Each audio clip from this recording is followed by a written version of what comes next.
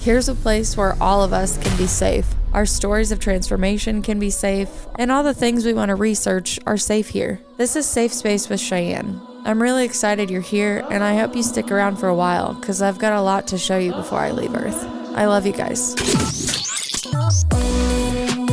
Welcome back, all of my safe spacers. I hope you're having a wonderful day out there, and, well, on this episode, we will be interviewing Dr. Laurence Brock. He is going to come on and talk to us about, a near-death experience. Let's just put it the best way that we can put words to it. We're going to talk about who he was before his experience, what altered his experience, and how he came out of it and evolved through the grief of the dying of the old self, all of the studies that he definitely had to add to his already vast list of education.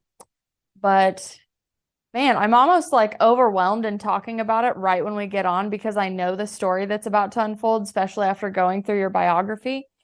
And I really just want to welcome you on the show. And first of all, say, I'm so glad you survived your accident and what happened during the experience. I can't wait to hear you unfold it on the episode. But thank you for coming on and just sharing this, because this is a really heart-wrenching story. And you tell it so well. It's definitely like a very healed version of you that's telling it. But it doesn't mean it. Yeah. It makes me a little cringy, uneasy on how I'm even supposed to like introduce it in the first part, because I'm like, we're about to get into it. Like, for all my spiritual awakening friends, anybody who loves the topics or is curious about energy healing and clairsenses, all of those things, those are definitely going to be dabbled in today, but it's definitely going to be through the lens of Dr. Laurence Brock. So thanks for coming on. You're welcome. Thanks for having me. It's interesting to hear you talk about it, because part of me thinks that's me. Like, it's still in process. That is for sure. And it's always learning more. And, when I can look at it in a certain way and know that, I do really amazing things, but it's even from a place like, really, I do that? And, even the spiritual part, I've really dedicated my life. And, I have a graduate degree, I have a postgraduate degree, and, but still there's something that is, I don't know, kind of awe striking, or whatever the word is, just to look at people. I guess one of the nicest parts it is to really see the good in people, and it doesn't seem that I'm any better than anybody. Everyone is just this wonderful being inside, and it's great to see that. That could be, it's nice to talk about it, because then I get to see these things and think about them and remind myself. It's really great. I love that you brought up, as you're speaking about me, I can't believe that's what you're speaking about me. Like, oh, that is my story. Really? Right? That's me? Like, wow. Yeah. And I can really identify with that in my own spiritual awakening story, quest, mission, whatever label resonates with you, right? Where I'm like, that happened to me. Like, doesn't that happen to just, like other people that you hear stories about and go, oh, I wonder what it's like. I wonder what it's like. But when you have your own spiritual experience, especially the way that you had your awakening, it really is just like a baffling thing, because I still go back to the way that mine happened, and it trips me out. And the further you get away from the event horizon, you're like, this is interesting, which for me, it made me just want to like study more on all the phenomena out there, for sure. But before any of this happened to you, you're definitely like a very grounded, logical person. Did you believe in any of this before this happened to you? Not really. I had read some things, and really my reference for what it's really like is more in science fiction. So it was that I knew something about it, but not that it would happen to like a normal person like me. So, and I guess that was, Star Trek, it was back. So when this happened, it was in the 1970s. So there's no internet. I never heard of a near-death experience. None of this. someone said, yeah, I could have gone to the library. If I thought there was even something to look up, I suppose I could have, but it wasn't like that. And it was the original Star Trek. That was some of my reference for what it was like and what it is still like. It's still like science fiction. It's great. So tell me in the best possible way that you can who you were, what your path in life, what your direction was before you had this accident.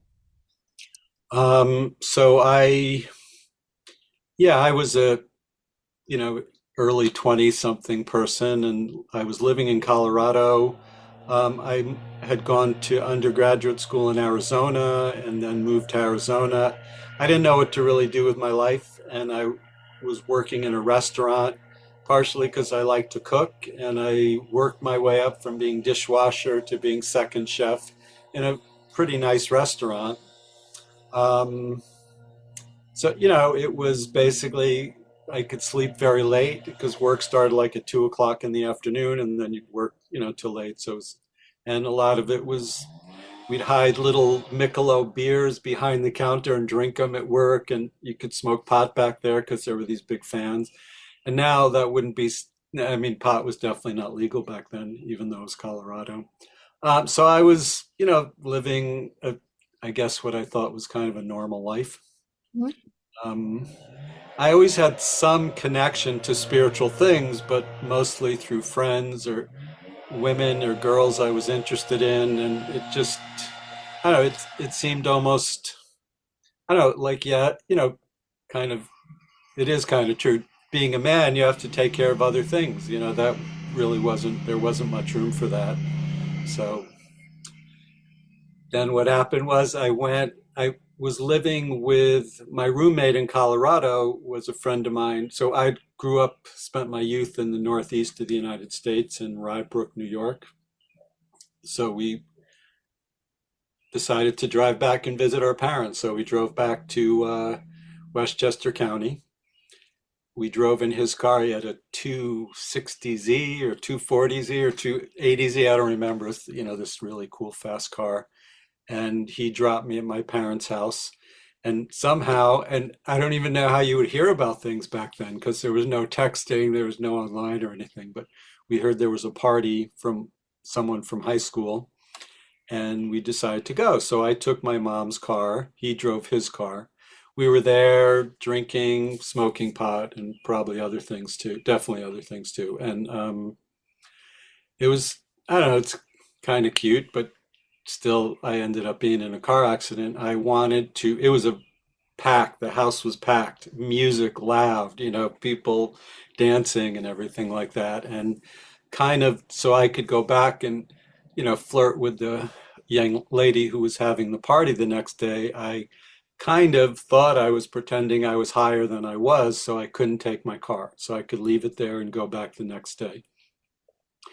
Almost, so my friend drove me back to my parents' house, but almost there, I realized my sister needed my mom's car for work the next day. So I said, "Take me back to the party." He said, "You sure?" And I said, but then, I remember I still have a vision in my mind of walking towards the door from the party. So I went in and told her, I have a little vision of looking for her to tell her I was taking my car. And then very clearly, I can see in my mind walking towards the door to leave the party. And it was, you know, part of the cool part of telling my story is I get to think about it and, learn from it. But so I realize, I mean, now the way things looked, I wouldn't drive because it was, hazy and too colorful. It is like when you drink a bit too much, how things look. So I don't actually remember walking out of the party, but the next thing I remember, I was out of my body. The car was here. It was night here. There was a tree. The car was right here. I was leaning against the tree like this with my legs out, and a police officer was crouching down over me looking. My head was smashed open, and I was in the white light. And this all seemed totally normal and fine. So I was in the white light. It was definitely like all white. And even when I think about it, like where was it dark and where was it white, or, the white light, I don't know. It was like when I was looking here, it was white. When I was looking there, it was dark. And I was facing this way, but I knew behind me there was this big circle of white light, a different shade, and within there, like a full silhouette of a person, all white, and white, another shade of white radiating off of that person. I don't know how long it was that I was there, but it was more of a feeling and knowing. And, we could say it was all knowing and all loving, but in a certain way, that's not quite it because that assumes that there's something of not knowing and not loving. This was like it was just everything is that, and that's just the way it is. You can't, it's like you breathe, it's just the way it is. There's air. You don't even think about it. That's kind of what this was like. It was like there's no question. So there wasn't like there was all the answers because there was no question. And then the voice from behind me, and again, I could see this person, and they said, "You have to go back. Your father wants you to stay." And even though I was not very religious or spiritual at all, I knew the father he was talking about was God, not my physical father. So I went back in my body, came to 3 days later in the hospital. I have so many questions. Let me Okay, go. go ahead. Okay. So the next thing you remember, you were like floating above your body and you were watching this police officer look at you. Did you know that you were looking at your body or did you identify with it at all? Yes, I knew it was me.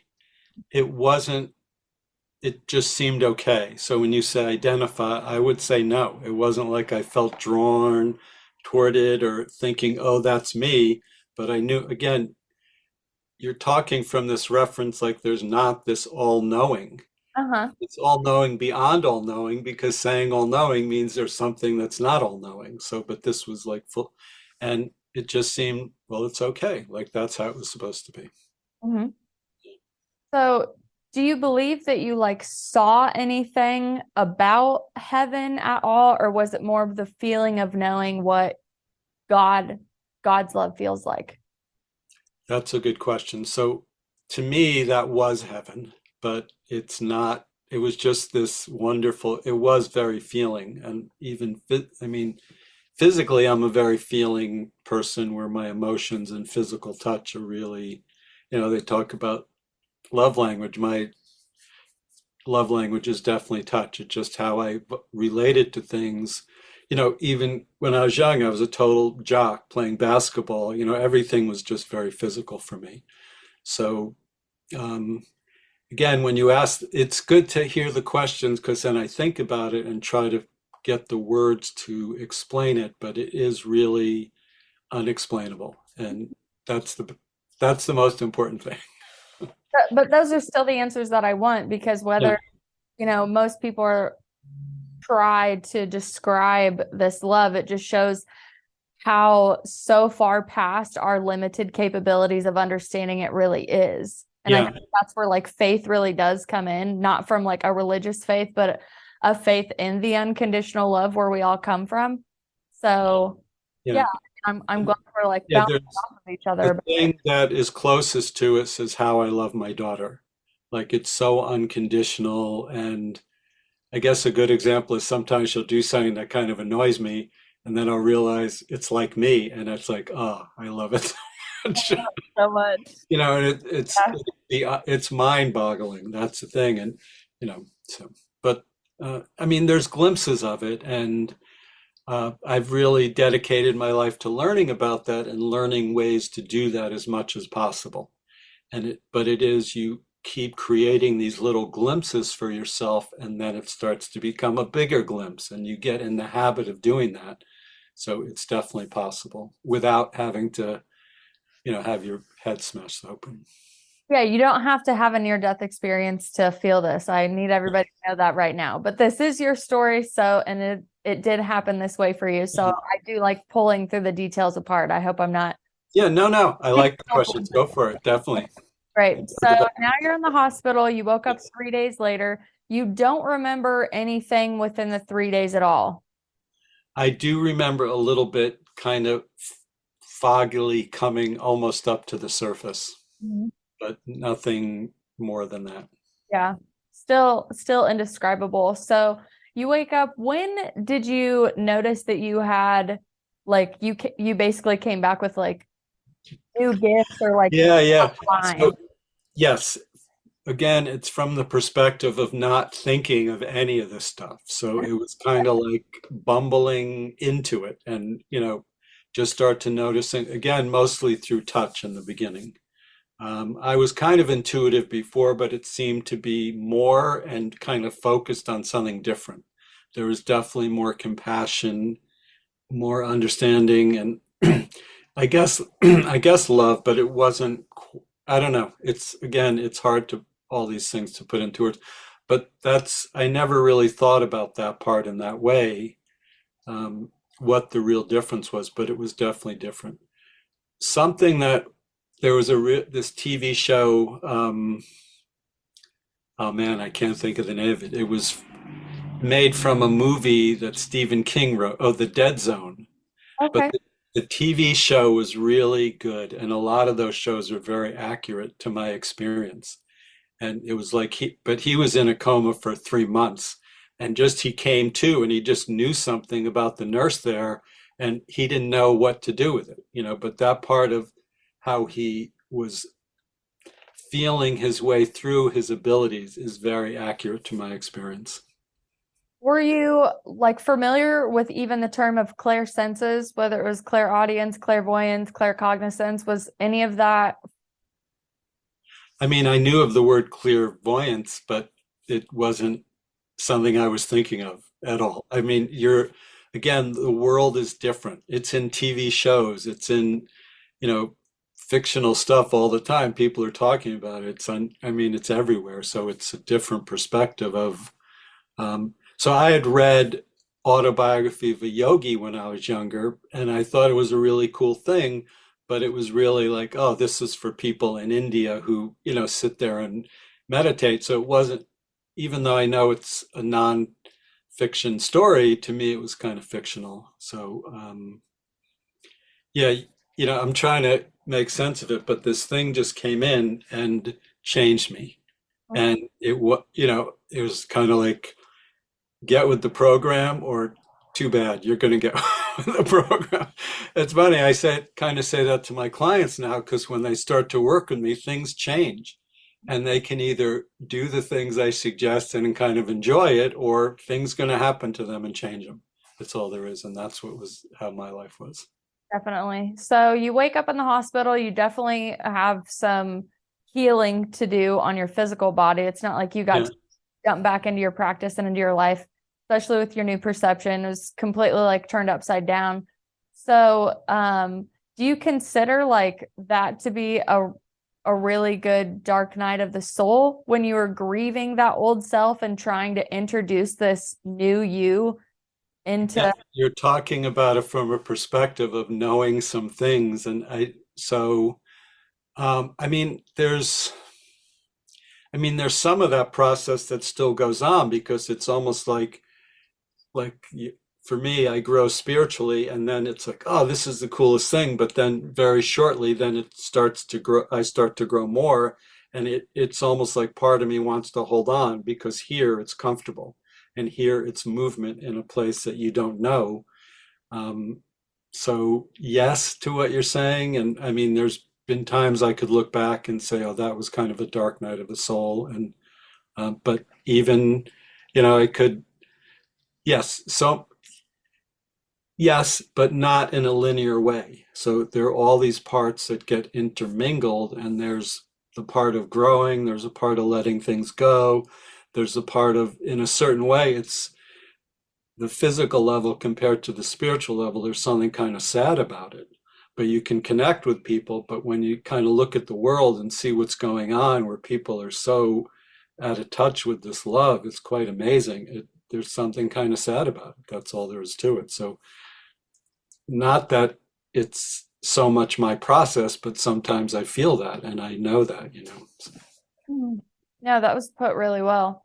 I have those moments too where I just look out and I just kind of see like the zombie life, Yeah, yeah, and yep. I wonder, like, how do you not know what that you're missing that? But then I was like, well, I was like that at one time. Like I thought this is all that there was, and these are all the things I was supposed to be doing. And I Yeah. wonder why I still had like that misery and almost that like hole in my heart. So I can definitely relate to that. So yeah, so for me it keeps being in levels, and it's like then, for a while it's like, oh, this is the greatest thing, like I said, and then it's like, oh, there's something missing, so there's another level. And it is something someone said to me one time that was a good definition was the definition of God is etc. Sorry about that. Okay. It happens. So, what was the first like you were obviously curious with your new perception, all of the Yes. whatever, even though you didn't have like a name for these abilities. So, what was your first step in learning more in the spiritual realm? Well, some things just happened like out of nowhere. One, the first thing that was no way to not know was a friend of mine twisted his ankle, and almost my instincts kicked in. I put my hand on it, and it was quite amazing because you could see it was swelling up, and whatever I did, it stopped swelling and it got better. And it was like, it was cool, but a little like, what is this that's going on? Mhm. Something that did happen again, I didn't realize this, how amazingly cool this was until a couple of years ago, because it happened, in the mid 1970s. But so after my accident, I went back to Colorado for a while. My mom convinced me to move back to the Northeast in the United States. I'm sitting in my apartment and someone knocks on the door. I get up and answer it, and I joke around. Nowadays, if someone knocks, I assume it's an Amazon package. I don't even answer it because they didn't text. But there was this beautiful woman at the door, and she came in and said, I'm the sister of a friend of yours from Colorado, and she told me some very cool things about you. And I want to introduce you to this man who teaches about what happens after we die. And this was like the beginning of a great thing, but just that she showed up at my door without me doing anything. And I look back, I don't know what would have happened if that didn't happen, So I met this guy and started studying spiritual things and healing things. So I was had a venue, a way to express what had happened to me that I really had no idea what happened to me. So, but that was kind of really cool. Just tuned into something that created this something, and I didn't even do anything. When you're working on manifesting, they say, "Oh, you got to do something, right?" Well, sometimes things just happen. So that's what happened. Definitely. Do you consider it like a synchronicity? I guess, yeah, something. It was connected, and it's so yes. And ever since then, I meet a lot of people, a lot of spiritual people. And partially, it's from what I do, but it's unusual that I connect with anyone who hasn't had some sort of spiritual experience. Just kind of tuned into the internet, but the spiritual internet. That's what I Yeah, would. it's like you're tuned into the right hashtags, right? Yeah, yeah. All And then these people just get start it. vibrating toward you, and you're like, I don't know how this is happening, but these are my people. And the I was reminded that Steve Jobs gave this talk, I think at Stanford University, and he talked about you can see the dots, you can't see the dots going forward, but how the dots connect, you can see it going backwards. But the gist of the speech was trust that there are dots going forward. And this was like the dots were there, connecting things together. But now I kind of trust it, but still sometimes it's like, oh, what's going to happen? So Yeah, that left brain likes to kick in and protect us yeah, yeah, for sure. So you have because of this, and a little before this, and mainly after it, you definitely went into a lot of studies. So you're a biofeedback practitioner, you have a doctorate in spirit science, you have a postgraduate degree in advanced ministerial counseling. And can you tell me what a polarity therapist is? yes. Polarity therapy is a very gentle body work that you could kind of compare to acupressure, but even more gentle and based on Ayurvedic medicine. So from India as opposed to like China or Japan. But a lot of times it's just holding certain points on the body along meridians, similar to in acupuncture, but they're a little different. And you just wait for these points to balance out. Okay. All right. I got a nice little image of that. That makes sense, Yeah. especially meridian lines. I'm like, oh, I'm there. Biofeedback, I have. Um, So the kind of biofeedback that I'm certified in or whatever it is not probably what you're thinking about. There are these little electronic devices that like actually can, cradle.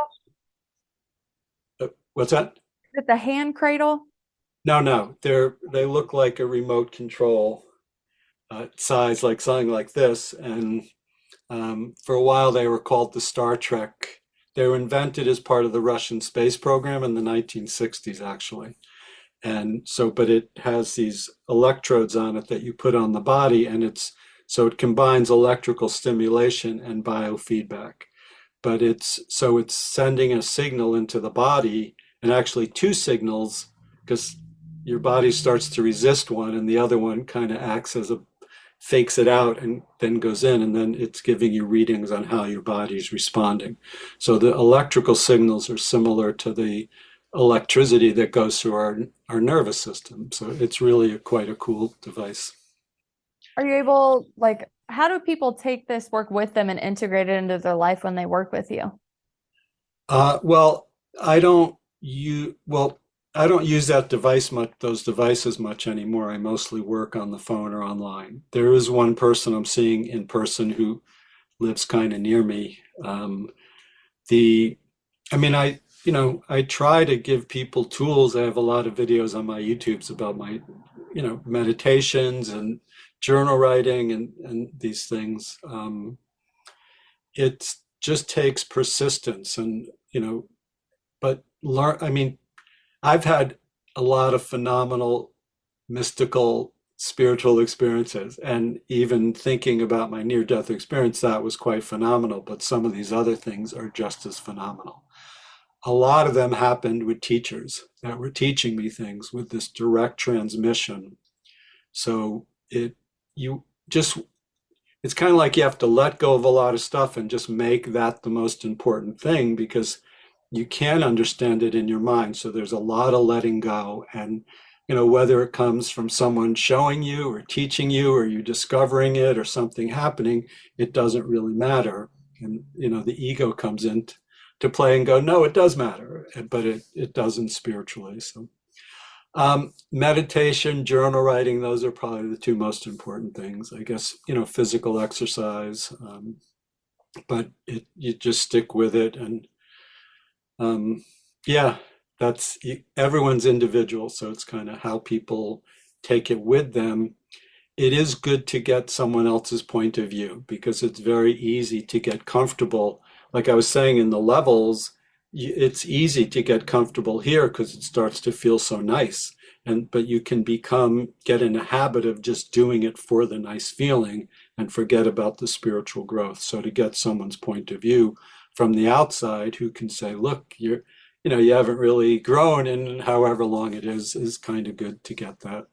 Um, So yeah, when people work with me, I try to come up with some sort of program or together with them that they can, work on their own spiritual development, definitely. Mhm.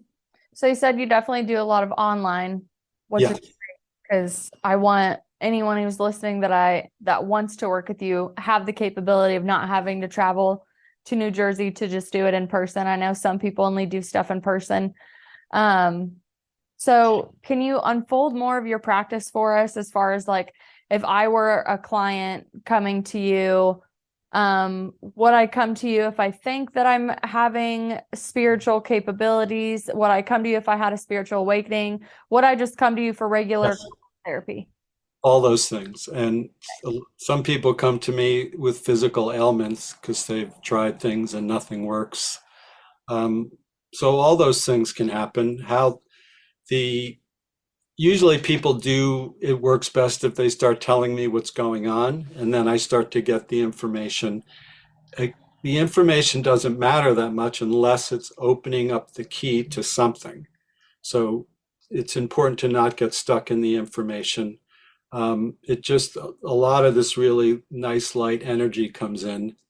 It's funny, I had someone who just had their third session, and after the first session, I just had a feeling to write to them. And I don't always do this, suggesting that he have some more sessions. And he said, I didn't really feel anything. I said, well, sometimes you don't, because if it's mostly in your energy field to start, you don't necessarily feel it.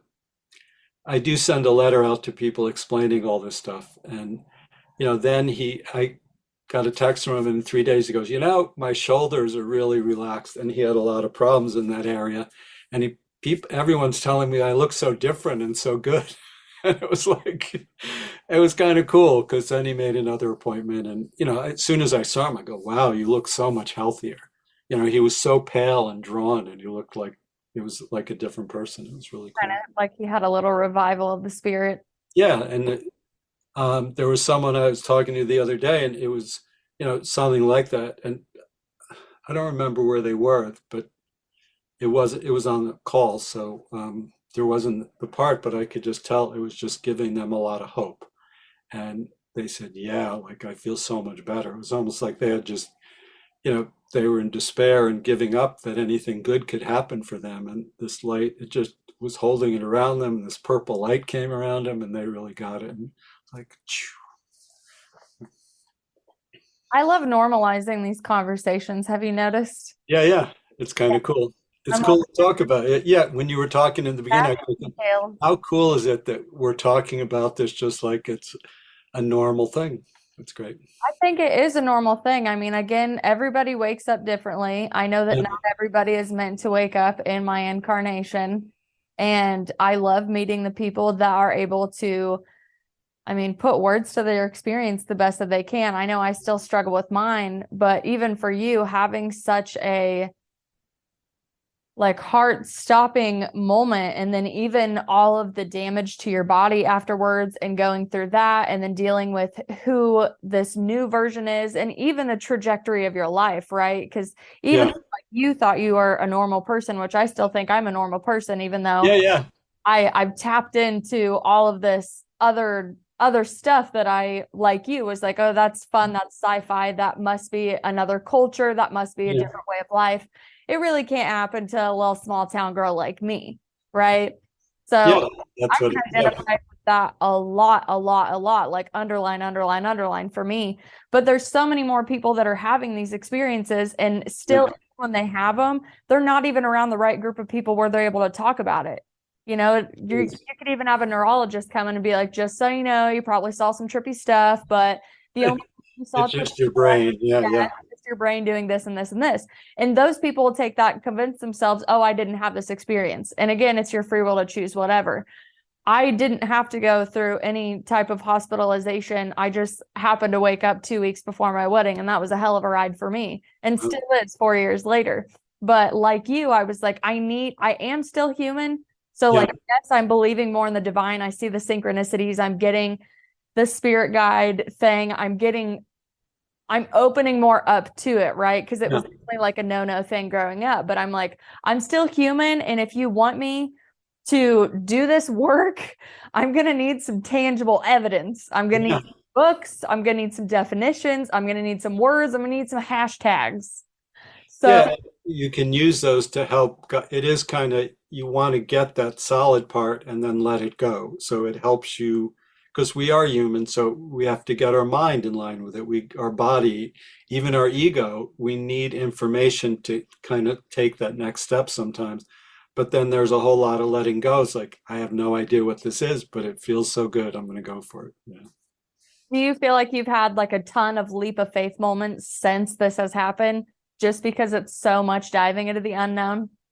I have, and it happens a lot because a lot of times, when before I work with someone, part of me thinks, how could I even help this person? And it's even though I know that I probably can, it's there's always, I mean, there's always the part of the physical world and the spiritual world, and it's trying to balance and keep those things together.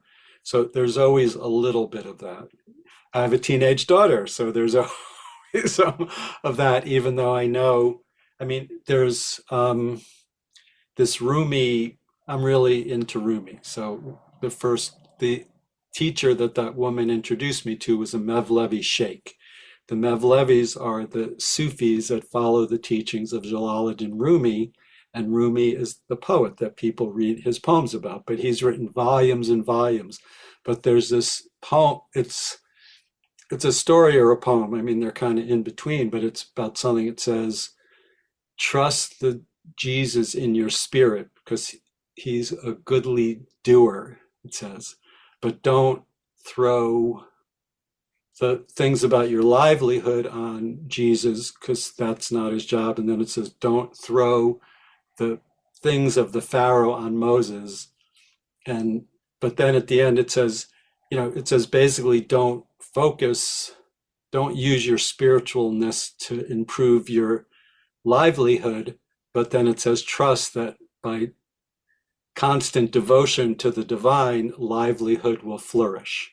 And it's like, wow, that is, better than I could ever say it. It's just so cool. So it is trusting that those things in the world are going to be good, but focus on God and then good things happen. I think that's a really good way to put that. I'm a huge fan of Rumi, even before I woke up and even after. It Yeah, makes 10 times more sense after you tap into your spirit. yeah, Um, I've noticed that information will just like vibrate towards me like those people did. Whether a random person recommends a book, you must read it, listen to this song, or yeah, to tell me a story about an experience where I'm like, this is like a mirror conversation where right.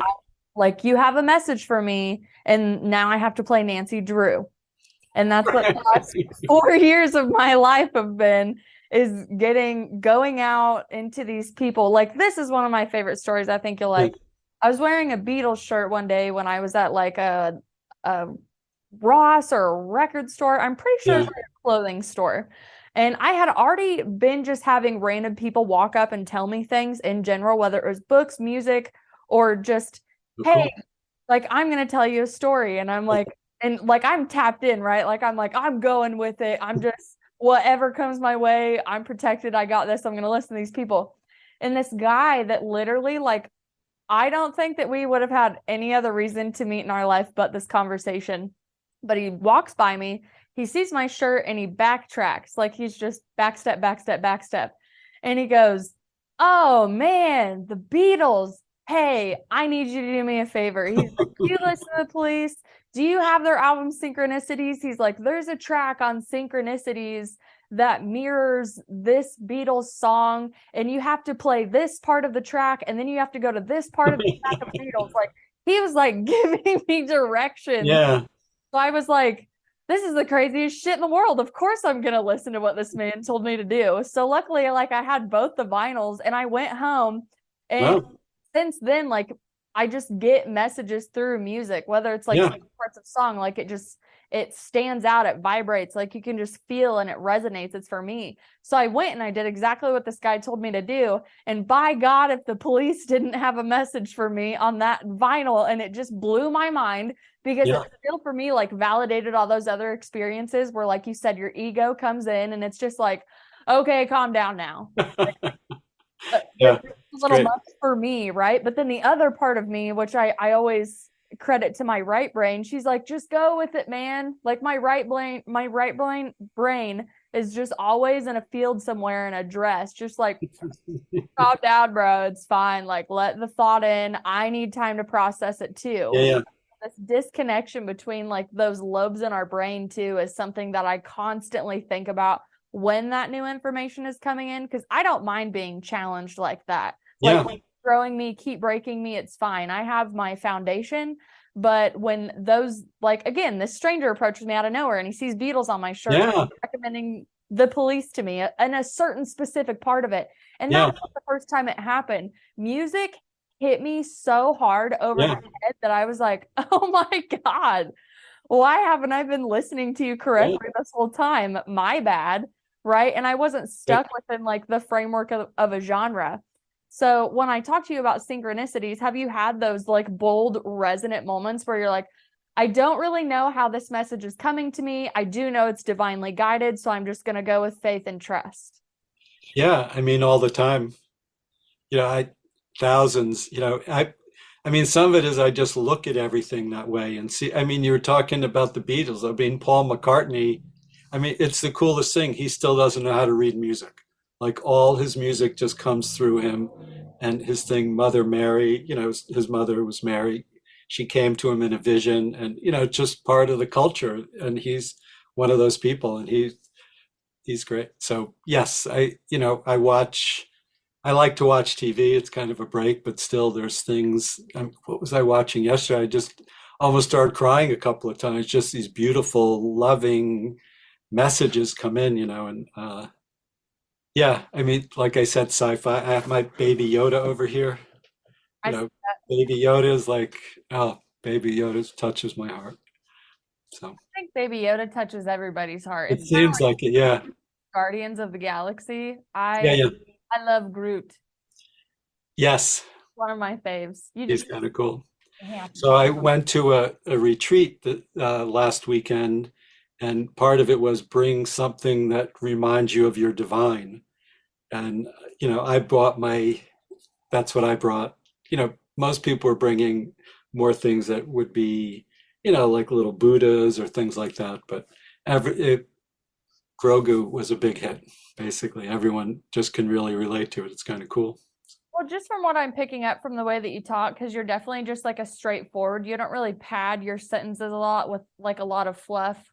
Like, I mean, like I do it. Like my flaws are my gifts. Whatever way you want to look. Yeah, But when I think of you identifying so much with him, I remember the way that he spoke, and it was just direct and like, these are the words you need. This is what I'm giving you. yeah, Somebody wanted more, he would be like, this is all you need. This is all I'm giving you. And that's definitely your format. Like, I yeah. can imagine being like a client that works with you.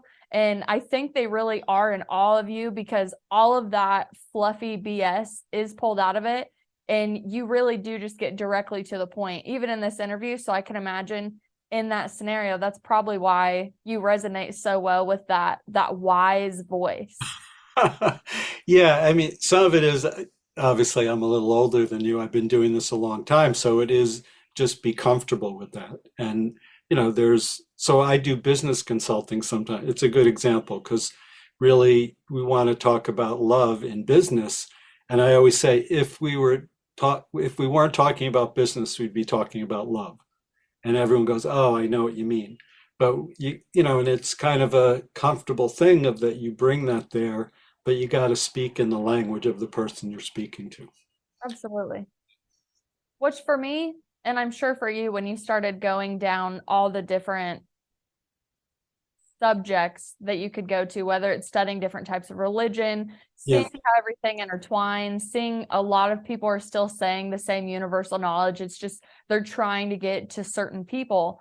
yeah, Um, I found that was one of my biggest goals when I started talking and working with people is I would just be like, where are you at right now? Like, did you just pick up a rose quartz? Have you yeah, been meditating for 20 years? Do you believe like what's your beliefs? What were the beliefs that you grew up on? Like, I really did kind of audit where they were in their journey so I knew how to speak to them. Otherwise, they're gonna like phase over. You're gonna go too far and you're yeah, not really yeah. helping, right? So yeah, I had this client a while ago, and she would talk to me like once a month. And I knew she wasn't like a lot of times people get it and they feel it, and it's really cool, especially if they're really far away. But I knew she wasn't, and I even said, "Do you feel it when we're talking?" She goes, "No." I go, "Why do you talk to me then?" She just said, "I know it's kind of good." And I wanted her to feel it. So, and it is like what are the person's beliefs where they can open their mind up to feel it. And I said, "Do you believe in this?" And basically, then we got to quantum physics, and she said, "Yeah." And I like quantum physics, so it's lucky. So I talked to her about it a little bit, and she goes, "Whoa, the room just filled up with purple light." And it was so cool because she got it in whatever way that is. And, when people feel it, she wasn't that far away. I think she was in Manhattan, but still, even though it's 20 miles away, that's like really cool. But Well, you that's kind find your way. Yeah. that is quantum entanglement in a way. Yeah, it is. Uh, That's quantum physics is that gap between science and spirit, definitely. and all those invisible energies that we've been taught, they're just They're real. yeah, they're not, they're evil. They're not here if anything's coming and tapping into you. Yeah, yeah. Have you had any negative feedback from people because of your transformation and your new mission? Well, there's some people I told early on that didn't want anything to do with me anymore. Definitely. Yeah. I Yeah. mean, it happens.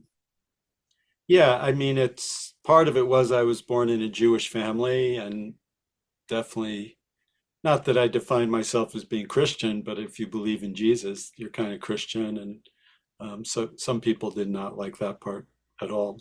I mean, as far as talking like that, yeah, sometimes people, yeah, sometimes once in a while, I work with people and they don't feel like that guy. Luckily, I followed up with him. Like he didn't feel anything. But I mean, when I saw him, he looked so different. It was amazing.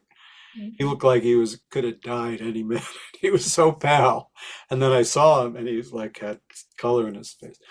Sometimes yeah, sometimes I work with people and they're like, oh, I get it, I feel this, I feel this. And then when it comes time to follow up, which would probably go along with lifestyle changes, they're like, no, I didn't really feel anything. And it's like so a little frustrating for me, but to each his own path and time and all that stuff. So Oh, I've definitely had moments like that, but I can also see the armor that they have around their physical body and then yeah, expanded out through their energy body. So it's almost like I always picture like vines wrapped around them so thick and then yeah, starting to chip away at it. So for like the person that's like, oh, I really didn't feel anything versus the person that is open and accepting and yeah. like Well, the person I was thinking of is a big celebrity, and they were like, "Oh, I'm feeling it." You could see I'm so tingly. You know, and it was like so much was happening. And then I talked to him a few days later. He go, "Oh, nothing really happened." It's like, really? But I knew there were definitely things they would need to change in their life that they wouldn't want to. So that probably was what it was about. that's definitely the hard part. And I Yeah, think that's a really big misconstrued thing with anything with healing modalities is especially like big pharma has taught us like take a pill, you're fine. Take a you're pill. done in one day. Yeah, Yeah. So even when you're going through any part of healing, which isn't linear by any sense yeah, at all. Like one day you're like, oh, I get it. And the next day you're like, this again? This seems really repetitive. Let's it get this is. over with. Um, Sometimes I work with people and physical things go away like that. But so when I tell those stories, I mean, it is so cool. But I do try to say, it's just not always like that. There's certain levels and stuff. yeah. Well, and it really does take them to, that's why I asked about like, do you have certain integration practices for people? Yeah. Because some, like in the experience that they Well, mostly people don't do them, to tell you the truth. So yes, but I try to find something that first of all the person would do, have. and so many times there's this some writing processes that I really recommend for certain people. And I knew this person wasn't doing it. And they kept saying, I am. I go, I mean, I knew. And then finally they said, I'm thinking about doing it. I go, yeah, why didn't you just tell me that? We can find another way. So that, it is, it, people seem to have a hard time taking time to meditate, especially when it's not like all of a sudden you're seeing colors and magic happening because it's work and sometimes it is you're sitting there and I've been meditating most days for 40 years, even more, and some days it's just like, oh my God, my mind won't shut up. But I do, you sit there and you take the time, and sometimes things are going on out of my awareness, so definitely out of people's awareness that don't do this as much as I do. Definitely. So if people would like to work with you, what is the best way to get a hold of you? The best way is probably to text me or send me a message on WhatsApp at 732-567-6388. There's my website, laurencebrock.com, my YouTube channel, Dr. Laurence Brock, and I have two TikTok. One is Doc L. Brock, the other one's just Doc Brock, TikTok. Which I'll definitely have those linked below. I was reading through again your bio before I started just to make Yeah. sure I had all your details in line and I don't want to mess up names and all that. And I want to read something that you wrote because I think not only for me, but I think a lot of people that have altered their missions on Earth to really serving from a conscious Yeah. humanity standpoint. So I want to read it to you and everybody who's listening because I think it's well written and I think it's very relatable.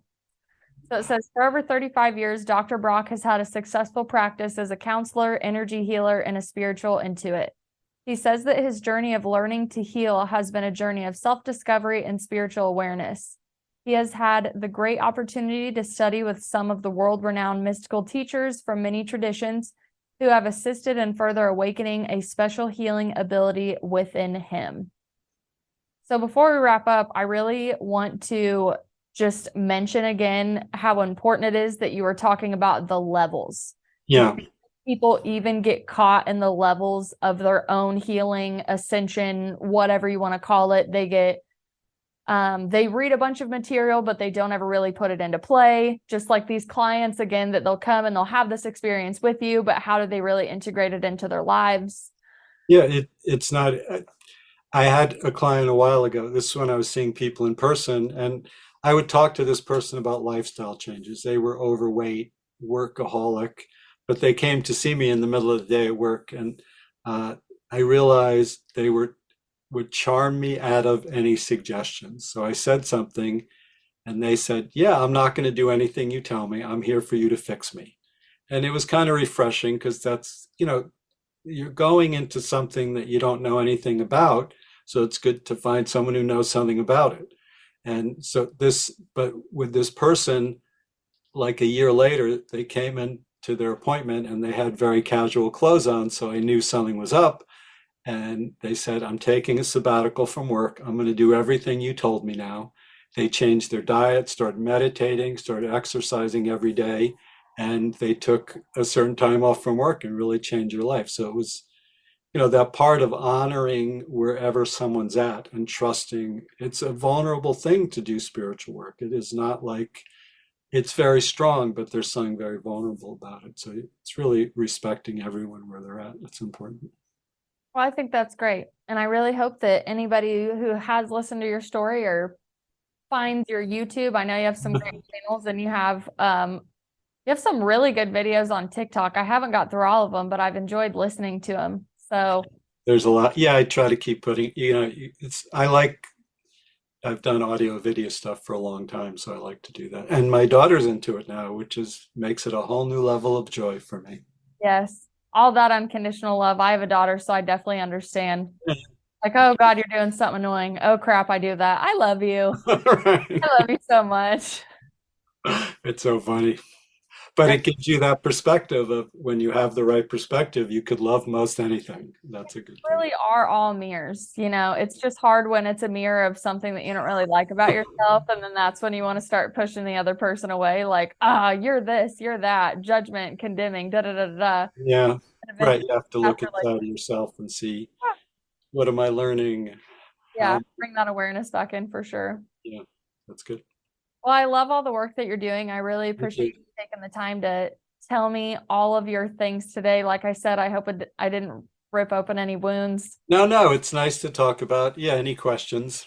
It's good. Like I said, it's good to think about it. And it is thinking about my near-death experience. Even I go there now, and even the part of being out of my body, it just starts to lift my energy. So it is that reference. The cool thing about the near-death experience is you are out of your body.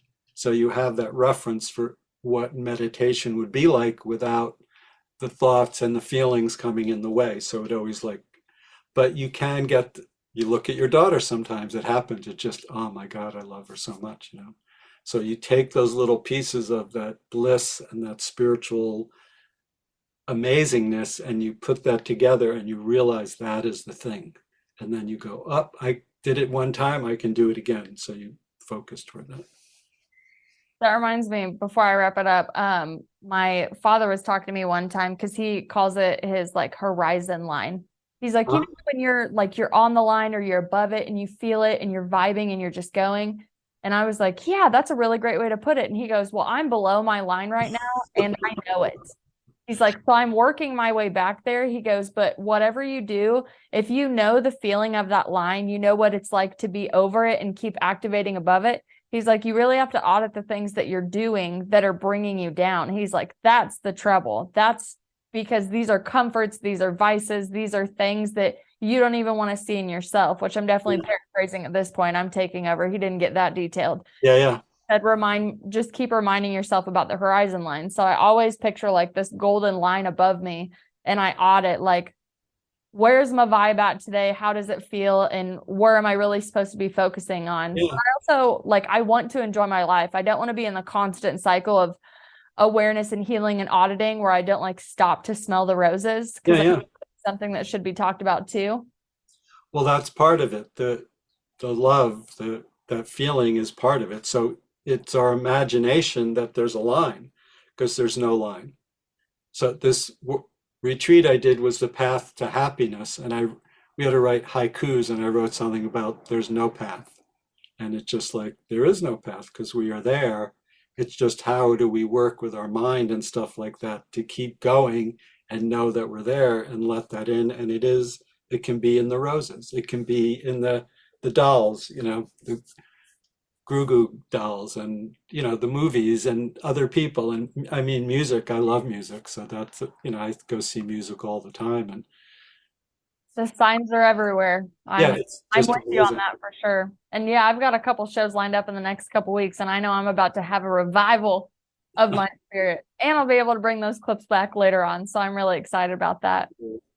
Yeah, I went to see Ricky Lee Jones. I don't know if you know who that is. She had some hits back when I was much younger, but she's a jazz singer. Her band was amazing, amazing, and she's really, really good. But you could tell what a good band leader she was, because it was that first note. It was like, wow, this is great. Mhm. But after the show, I saw a bunch of people that talking to someone. I go, wow, that looks like Ron Carter, who's a very famous jazz bass player who I've been a fan of since, um, you know, before my near-death experience. And then I came out, I was on a date with someone, and she said, that's Ron Carter over there. I went over, I talked to him right away. It was like one of my heroes from my childhood. And he was like laughing because I said, I can't believe you're here. It was like, so that was even more fun for me than the music. But just the music, I mean, he's played with Miles Davis, with Herbie Hancock, he's on so many jazz albums. It's just like, he just has a spirit in him, and he was laughing the whole time because I was so excited to see him. It was great. I love those fan interaction experiences though. I'm just like, oh my gosh, you're real. Right. You're real. Thank God. It's funny. I Yeah, really sometimes I get that. I could tell people they've watched me on YouTube and then they have a session with me, and it's a little. They're just smiling because right, they know me more than I know them at that point. So, No, you have a great light about you. I love what you're doing, and I love that you came on and tell your story again today. thank you. Yeah, I appreciate it. It's always an honor. Yes. Well, my friends, if you are interested, you know that all that information is down below. Check out his YouTube, check out his TikTok, and that website's there for you. Before we get out of here, though, I have a new band for you today. I just found these guys from Austin, Texas, and holy cow, I've been deep diving their music, having a ball, and I also got the green light from them to go ahead and show you their music. Don't you just love it when they want you to share and hear more? So I picked out a middle part of Hold On for Dear Life, which somewhat seems to be fitting for this episode. But if you want to learn more about them, they are on TikTok, they're on Instagram, they have their own website, they got tour dates going out, or hell, just go down to Austin, Texas and see if you can find them yourself. But right now, I'm going to show you about a minute from Hold On for Dear Life, and I will see y'all in the next episode. I love you guys.